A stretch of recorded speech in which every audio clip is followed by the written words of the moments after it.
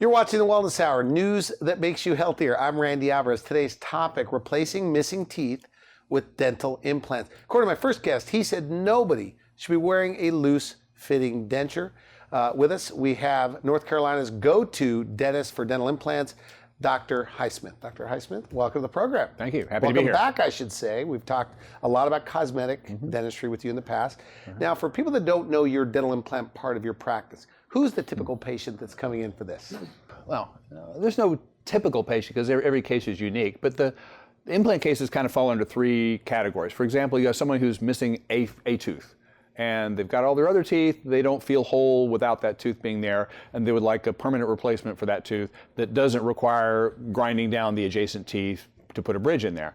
And so that's a perfect candidate for a dental implant. So you can do a single implant, put a tooth on that implant, and you keep it in your mouth, you brush it and floss it, you treat it like a tooth. Okay. There are people that with multiple missing teeth, and you can still do the same thing. Let's say the other teeth are fine. We just want to fill in the gaps with something that's not removable. Okay. A common way of replacing a lot of teeth is a removable partial, and a lot of people have those. You got the little metal hooks that go around the teeth. Yeah. People don't like those mostly because food collects around them. They're kind of hard to chew with. After you're done eating, you have to go to the bathroom and kind of rinse it off. I mean, there are definitely some downsides to removable partials.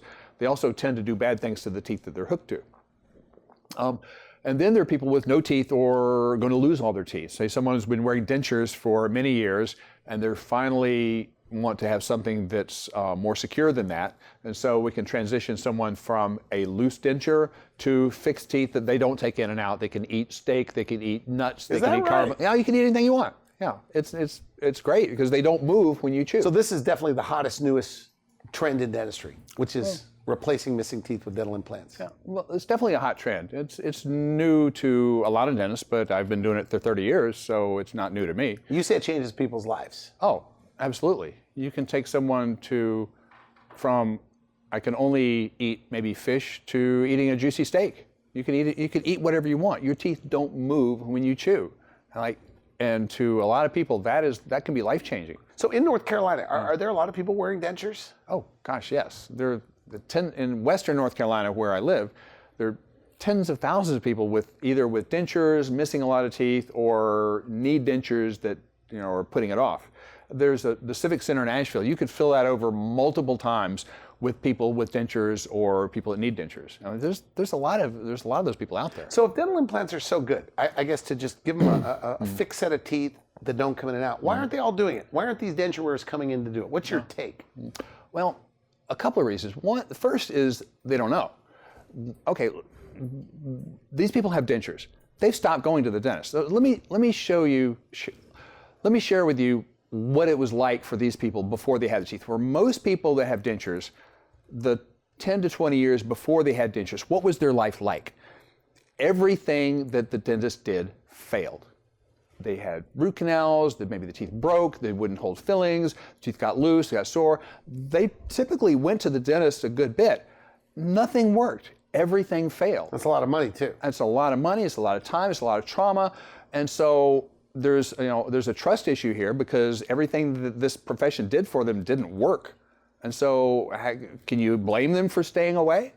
And so now they have dentures. And so for many of those people, getting their dentures was a great day because it was the end of the road for them. It was the end of those teeth that hurt, the teeth that didn't look good, because you can make a denture look quite nice, but it's still a denture. I think of a denture as kind of like a wig, where it can look okay. You can make a denture look beautiful, but it's not as functional as the real deal, the natural teeth. You can't run your fingers through a wig, or even worse, someone else can't run their fingers through your wig. And so it's just not as functional. And so chewing with a denture is not like chewing with natural teeth. Like I said earlier, the food doesn't taste the same. Your chewing is greatly diminished because you just can't bite as hard. The teeth move around a lot. The lower denture, people hate lower dentures.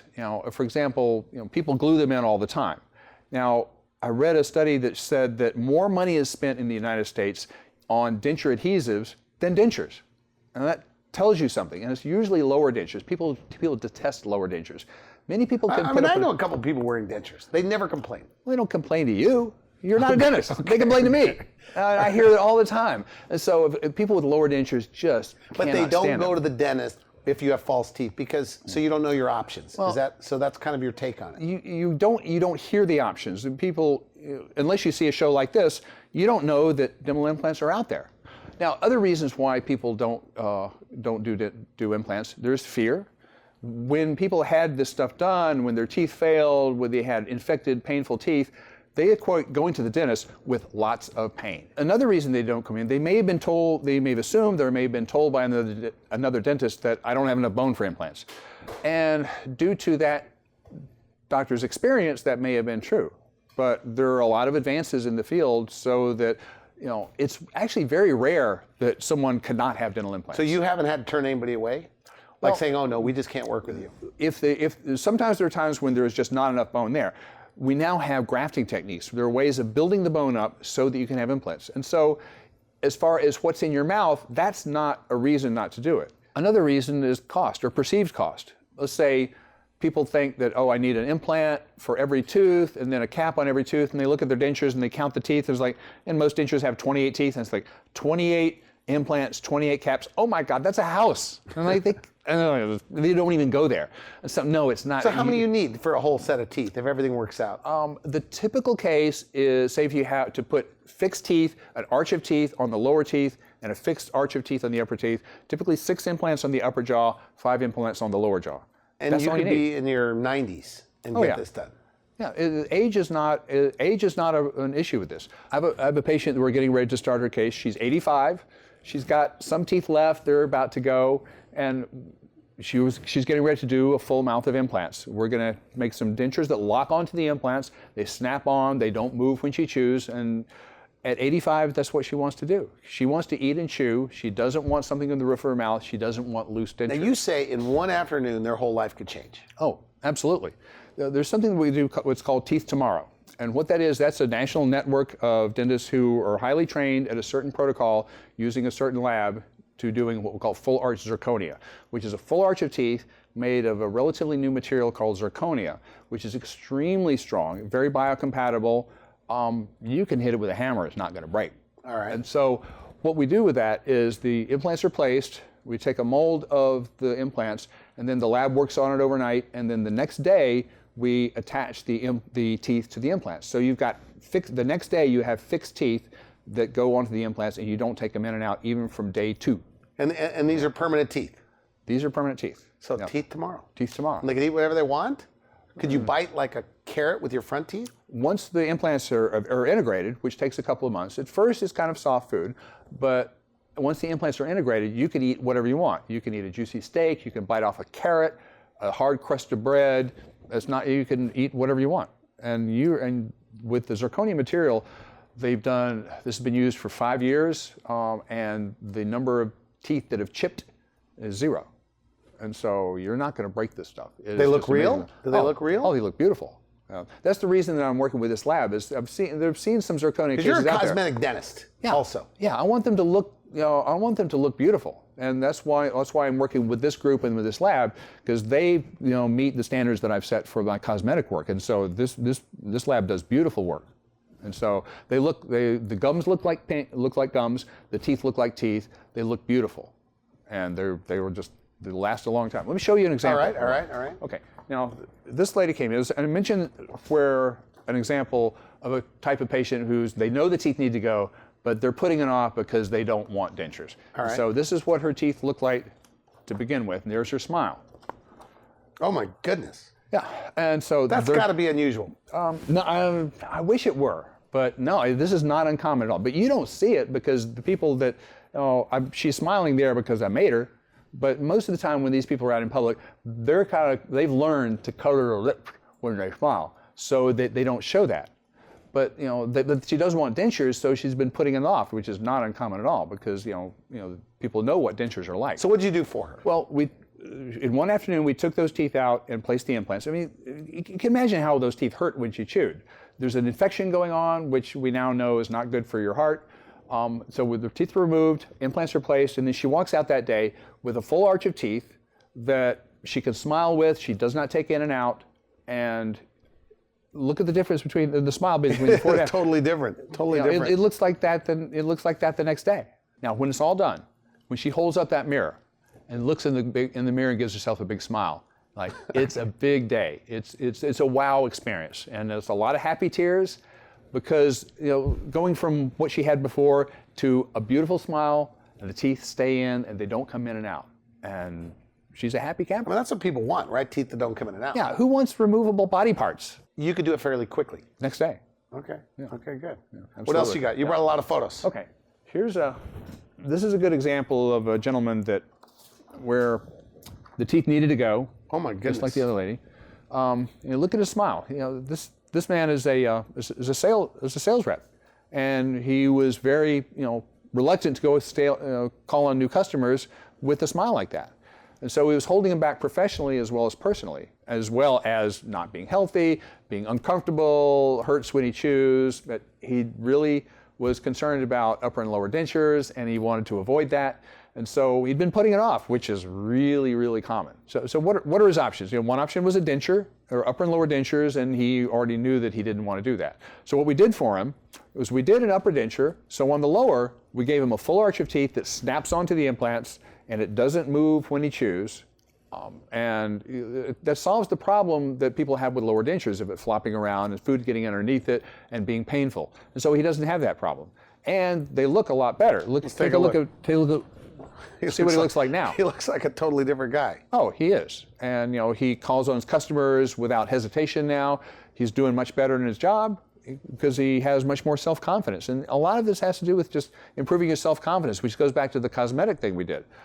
It's self-confidence. Now, you're a dentist. Of course you think the smile's important. How important is a smile in your opinion? How important is a smile? Well, say it's been said that, say, you have a supermodel, take away a front tooth, she's not a supermodel anymore. Okay. People with bad teeth are discriminated against. They are treated differently. Say somebody with dark teeth, with what may look like dirty teeth. We don't treat them the same. Even though sometimes these people, they're scrubbing them like crazy. It's not that they're not trying, but once you have a bacterial infection in there, it's hard. You just can't get rid of that with a toothbrush. And so they're not treated the same. For example, in movies, you want to make somebody look like the bad guy. You give them gray teeth or kind of crowded teeth or some gaps. Or if you want to make them look like a shyster, you might put big fake, porcelain chiclets in their mouth so they just, so they don't look trustworthy. Or if they want to make them look poor, they give them really bad, crooked teeth. Yeah, and I have some patients that are just incredibly intelligent, very, wonderful people with bad teeth, and they're just not treated the same. In an ideal world, that wouldn't be the case, but it is what it is.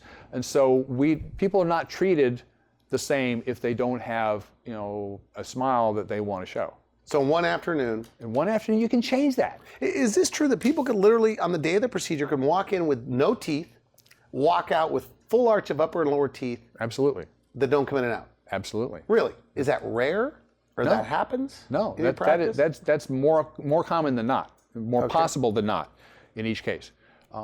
Most of the time, we can walk out with teeth that you don't take in and out.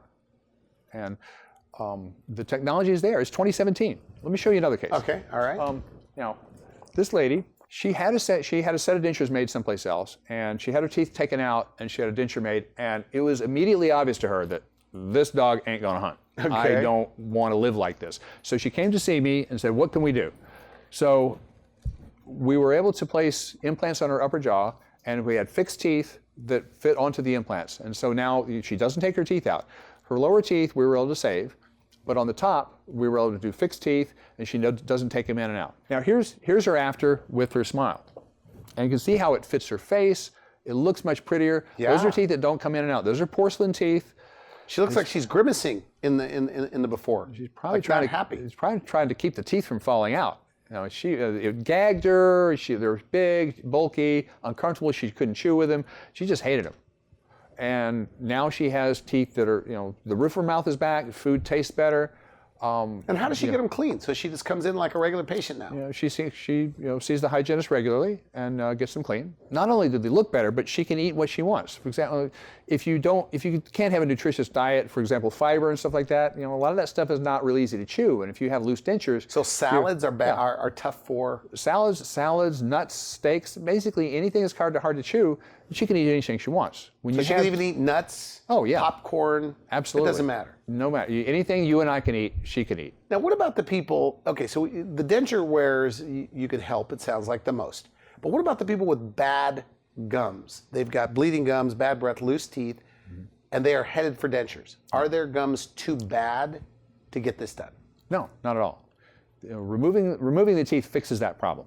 And so that's not a reason not to do implants. In fact, those are many of the people that we do implants on, that's their situation. Severe gum disease, the teeth come out, the implants go in the bone, and the gum disease, that takes care of that. So your gums are never too bad to do this? No, if you have teeth, that means you've still got some bone left, and so those people are very predictable implant cases.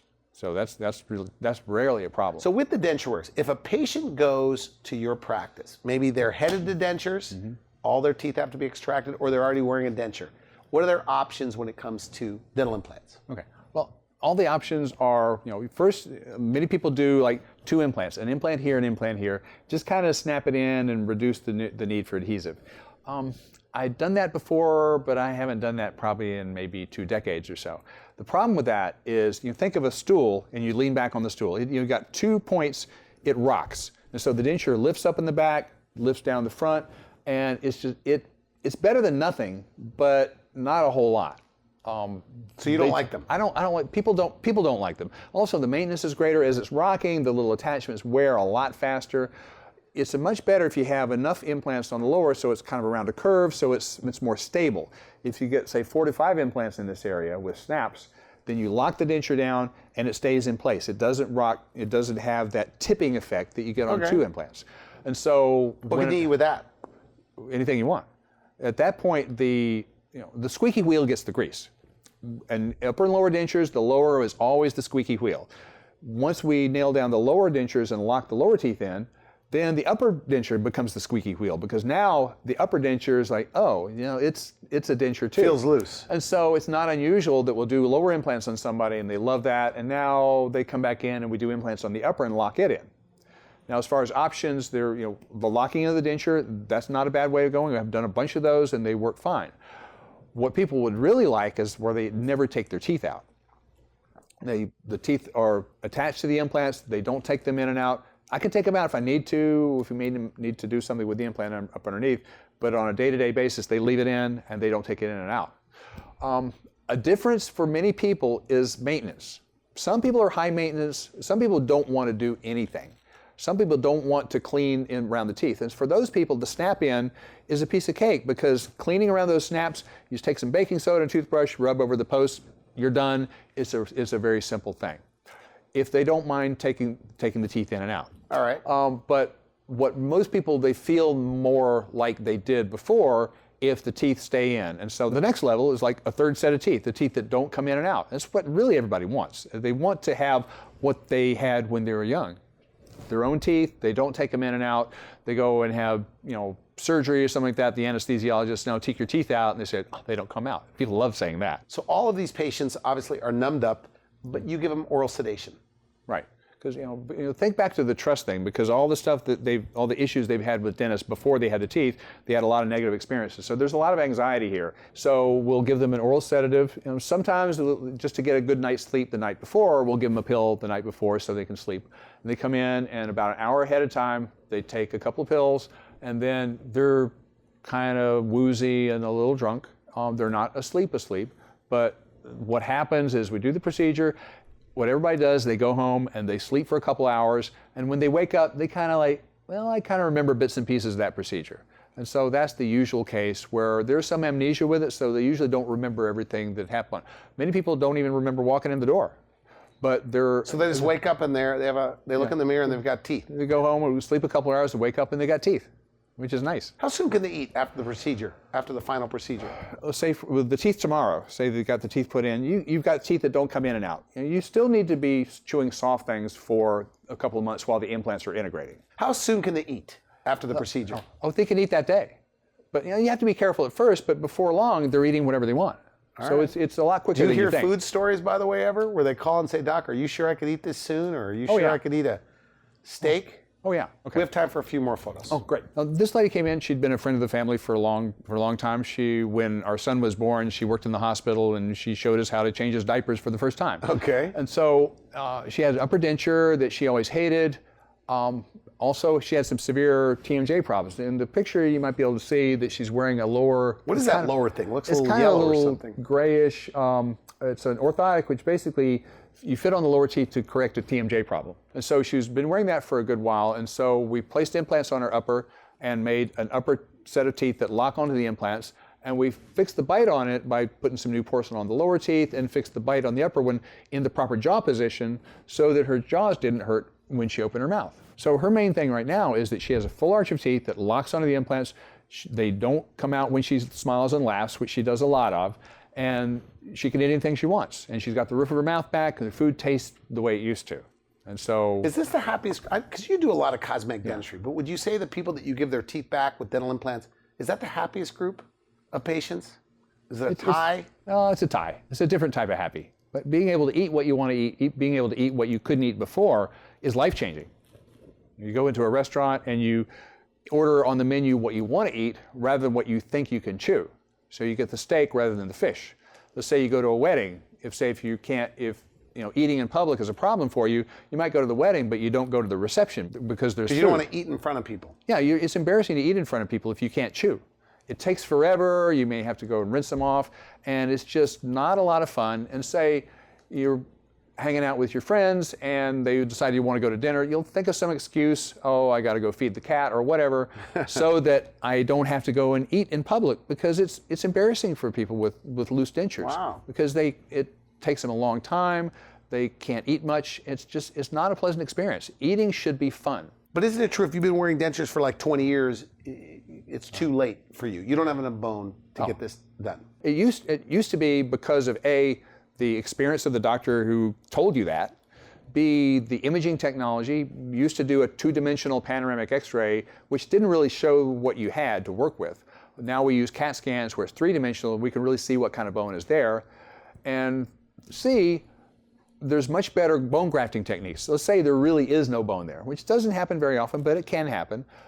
There are ways now where the bone can be rebuilt and grafted so that there's enough bone to hold on to the implants. You got to have something there. So just about everybody can do this? Yes. I mean, it's extremely rare that someone just say, hey, sorry, we can't help you But if whatsoever. 93-year-olds are doing this, then 75 is probably pretty young to get this done. Yeah, and also say you're, because people say this all the time, well, I'm too old for this, and there might be 70 or 80 or so. A lot of times those people are going to be alive for a long time. And if you're going to do this, you want to do it basically the younger you are, then the healthier you are to do it, but also the more time you have to enjoy the benefits of eating what you want to eat. So people really are embarrassed. They'll tell you they're embarrassed to eat in front of their friends? Oh, yeah. If you have a denture? Oh, yeah. We hear that all the time. Are you going to wipe it out in your town, do you think, someday? I'm trying. No more loose dentures. You don't have to. You have a choice. You don't have to have a loose denture. And so it's my job to let people know what their options are. Okay, good. You have time for a couple more. What else do we have? Okay. Now, not everybody needs to lose all their teeth. This gentleman came in, and his primary thing was he didn't like the way his teeth look. But he was also missing a couple of teeth in the back, which is why we're talking about it around the implants. And so a lot of times how the teeth go downhill is you're missing a couple of teeth, and then you're overloading the other teeth and beating them up, and then you start to lose those, and it kind of spirals downward. And so getting all your teeth in there so that you're firing on all cylinders, you can chew better, and it takes the load off the other teeth. So what did you do for him? So for him, we did porcelain on his teeth to improve the appearance of his teeth, improved his bite, and we also filled in the gaps with dental implants so that he has a full arch of teeth on both sides. There are no spaces in there. Now he can chew on both sides. Nice. He's just chewing on one side. So he loves his smile. He has a lot more self-confidence, and his chewing, he can eat anything he wants, but he eat on either side. And so it takes the load off the other teeth so that he's going to have his teeth the rest of his life. I saved the best for last because this is my former office manager. He's missing a lot of teeth. Oh my goodness. And that's a lot of, he was heading for dentures. This is common. Oh, this is very common. When you're missing this many teeth, you put a lot of pressure on the teeth that are remaining, and it's not long before you end up with a denture. And so what we're able to do is replace the missing teeth with implants that don't come in and out, and we clean things up, put porcelain on his other teeth, and so now he has a full mouth of porcelain teeth. Very nice. He can smile, he can eat whatever he wants to eat, and he loves to eat. Okay. So, and now he's not going to have a denture, which is the idea. And so it's not just all or none. It's not either teeth or implants. Sometimes it's a combination, and we can keep teeth wherever we can, but protect those teeth by having the implants take the load so that you can eat whatever you want to eat and get the mouth back to where it used to be. So you say there's tens of thousands of people, like within an hour of your practice, that are wearing an upper lower denture. Easily. And we are out of time, but your final message to these people is, come in, get them locked into something. Yeah. Right? If you don't or get like teeth that don't come in and out. If you don't like what you have, do something about it, because you can. Because dating must be tough. You know, people date into their 70s and 80s. They're on Match.com. And if you're wearing a denture, that's got to be tough. Yeah. Which date do you tell someone you're wearing dentures? So On the 5th date. Oh, is that it? Okay. So they really, have a secret. They have a secret. I mean, you're usually not going to tell them. So there are married couples. I think you told me people that have been married many years and they're convinced their spouse doesn't even know they have dentures. Absolutely, or at least they never will let them see them without their teeth. You know, I have a lot of women patients who husband has never seen them with their teeth out, and so then they have to be a little creative in their cleaning and time, stuff like that, as far as to take care of them. But you know, they wouldn't be caught dead without their teeth in. So I want to thank you for coming on the show. Final message though to somebody that's afraid of the dentist. Maybe they're wearing a loose-fitting denture. Maybe they think they're too old, or maybe they think their gums are too bad. But no matter what, these people hate their dentures or they're headed to dentures. What do you say to them as a final message? I'd invite them in. Let's talk about their options, and it's usually easier than you think it's going to be.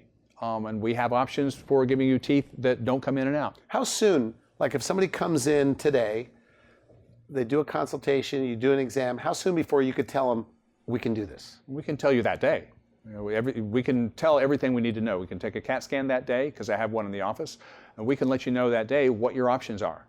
Okay. Now we should also mention, I guess how it's normally done, correct me if I'm wrong, across the country, is you go to one doctor that does the surgery. Then you go to another doctor that puts the teeth on top, and maybe another doctor that, or somewhere that has imaging. Right. You do it all right there. Yes, absolutely. And so we don't have to put, you don't have to merge a bunch of people's schedules. We can do it all right there. And with my cosmetic trainings, we begin with the end in mind, so we know exactly where we're going. And it is more convenient. You don't have to run all over town to get this done. But also, I'm in control of both parts. I put the implants where I want to restore them, and so then I put the teeth on top. And so if I'm in control of everything, everything works better. There's no trying to communicate back and forth, and so I want you to put it. No, that's not right. I want them over here. And so there's none of that going on. So it's all done right there. It's all done right there. We're out of time. I want to thank you for coming on the show. Okay, pleasure to be here. You've been watching The Wellness Hour. I'm Randy Alvarez for now. I wish you good health. Thanks for watching The Wellness Hour, the leader in medical news with your host, Randy Alvarez, the authority on health issues.